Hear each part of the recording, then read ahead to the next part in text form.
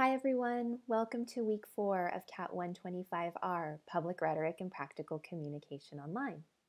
This week we will be discussing appealing to audiences. As you know, a good deal of the communication that you are doing in this class has to do with giving feedback to one another via piazza posts and your more formal drafts in the course. Because of that, I wanted to collect some of the responses that you all gave on Zaption regarding what you find makes effective feedback. You had a lot of really interesting comments on the topic, and a few themes emerged that I thought these particular comments really represented. So one is about honesty in feedback. As the student says, feedback should be honest and direct. Another was about challenging one another through feedback, so challenging my way of thinking, and then as part of that challenge, explaining why you're giving a particular piece of feedback. And then in the third comment here, we see a comment about precision and specificity. So giving precise advice that addresses a particular problem and a specific strategy to correct it. So these are all fantastic approaches to peer review that I hope you keep in mind as you provide peer review for one another on the Statement of Purpose draft, as well as the other peer review projects that you'll be working on as the quarter goes on. As you're thinking about continuing to revise your Statement of Purpose assignment, I wanted to focus on a few questions for engaging with publics. So you have these questions here on the slide in front of you. What is the message? So this is a seemingly simple question, but as you know, as you've been working on drafting the messages for your statements of purpose, you know that an unclear message can become really problematic and require decoding on the part of your audience, which is something you really want to avoid in a context like applying to a graduate program or applying for a job. Who is behind the message? So sometimes the message can be clear, but who is presenting it can be a little more murky. Sometimes it can be a very literal sense where something is presented anonymously. But sometimes it can be in a different sense, in the sense of the author or rhetor's credibility is unclear. And so that's something you're really going to want to focus on with your statements of purpose, making sure that your credibility, your ethos as a rhetor is clearly presented in the document. And next, who is the audience for the message? So this is something that you've been thinking a lot about already for your statements of purpose, starting with your understanding the audience piazza post. And we'll talk a little bit more this week about how to use that research you conducted and apply it effectively in your statement of purpose. And then finally, what is the message intended to accomplish? So in your lecture videos this week, you'll learn a little bit about speech act theory and having a purpose in your public rhetoric. And that's what we're getting at with this question. What is it that you are trying to accomplish? What is your purpose with a piece of communication?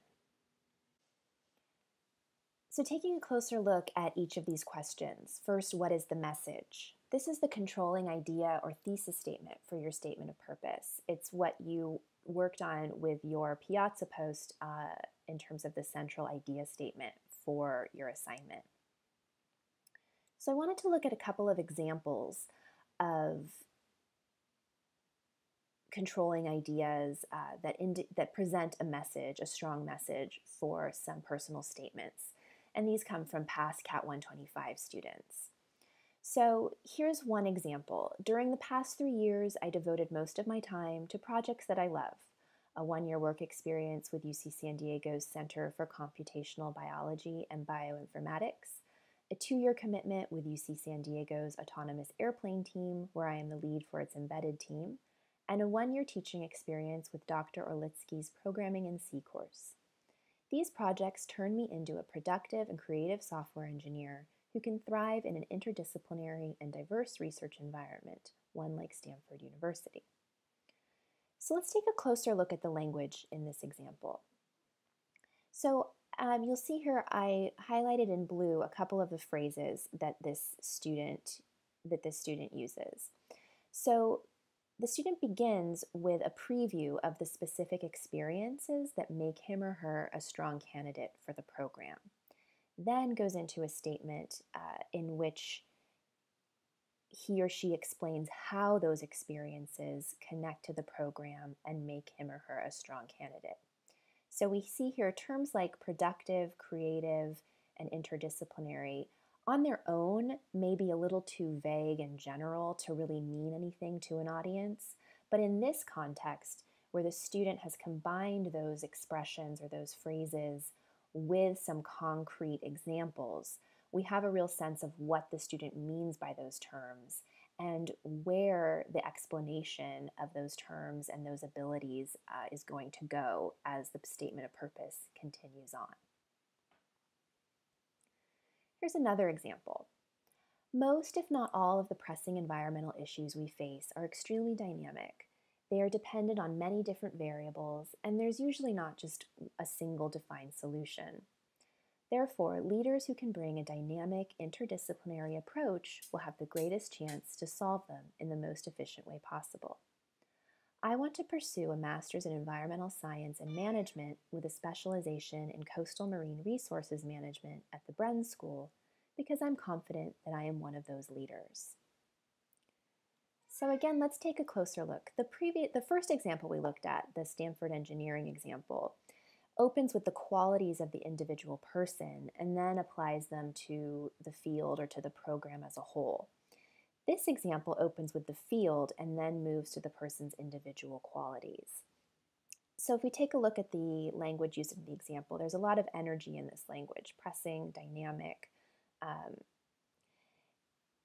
We might warn the student against the repetition of the term dynamic, but we do have a sense of the energy and the excitement that the student feels for the field.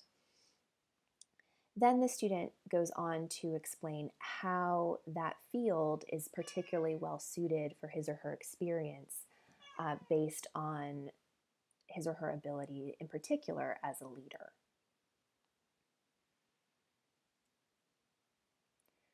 So again, we have two examples of different approaches to the message for the statement of purpose.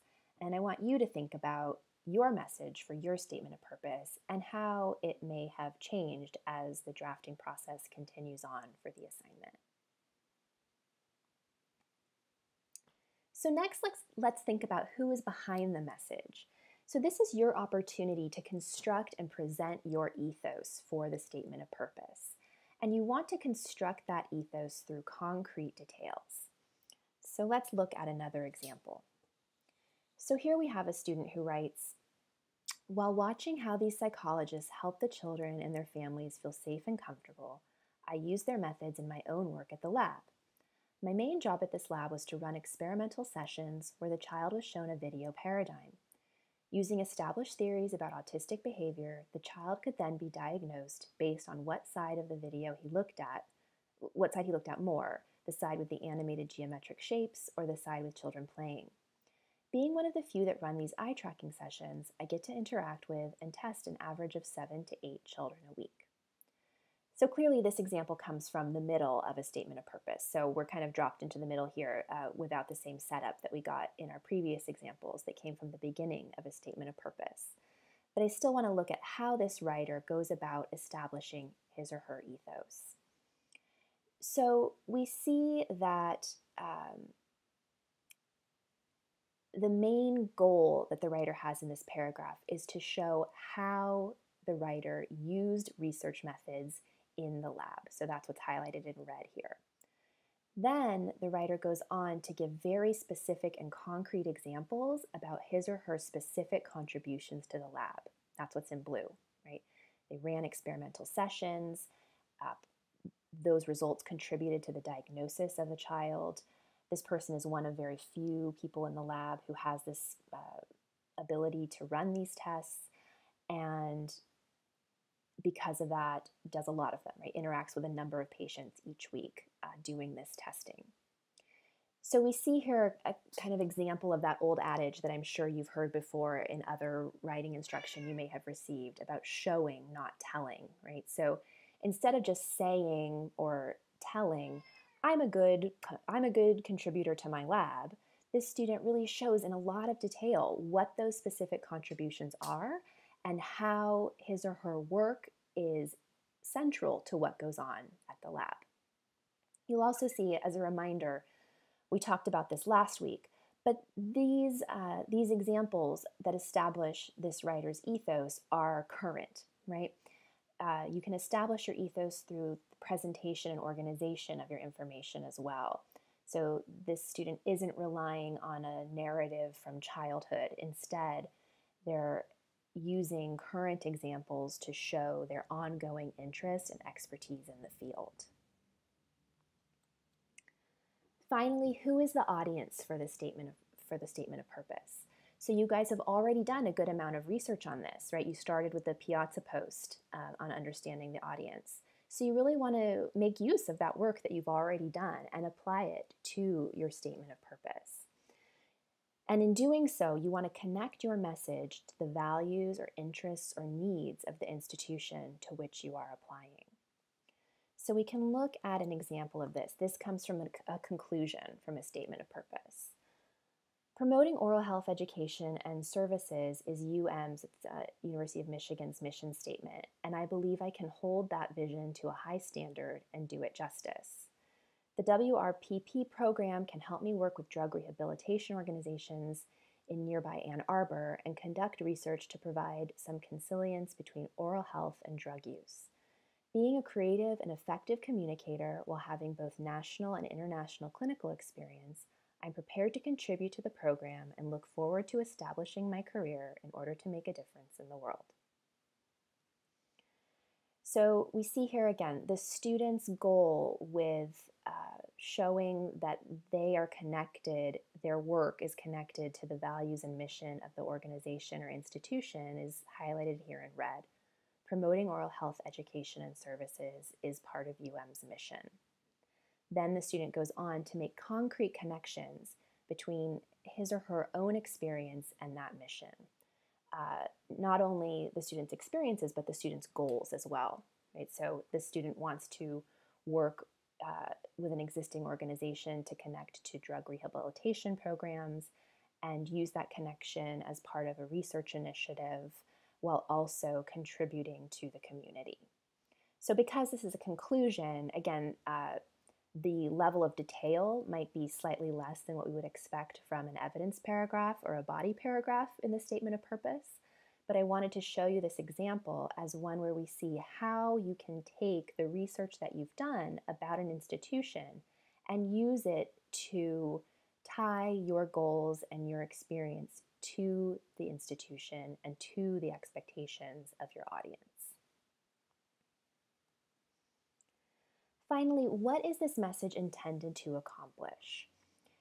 So an important theme in your lecture materials this week is the idea that changing someone's mind in a really dramatic way, in a way that's really big, is something that researchers find is often difficult, if not near impossible to do.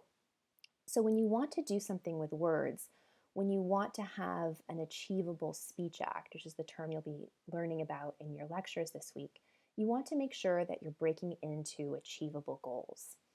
So part of your goal for the statement of purpose is to inform. Another way to think about that as it relates to your actual writing is in terms of the description you're doing, right? But describing alone isn't enough. You also want to persuade. So the most effective statements of purpose will persuade by informing. And what I mean by that is, again, going back to that show, don't tell idea. So your statement of purpose will be persuasive because it is rich in detail and rich in examples that you then do the analytical work of connecting to your bigger message and connecting to the interests, values, and expectations of your audience. As you continue to draft and revise your statements of purpose, I encourage you to reach out to me with any questions you might have about the process. I'm always excited and interested in reading your drafts in office hours or over email. So I encourage you to get in touch, and I look forward to collaborating with you all on the revision process. Have a great week.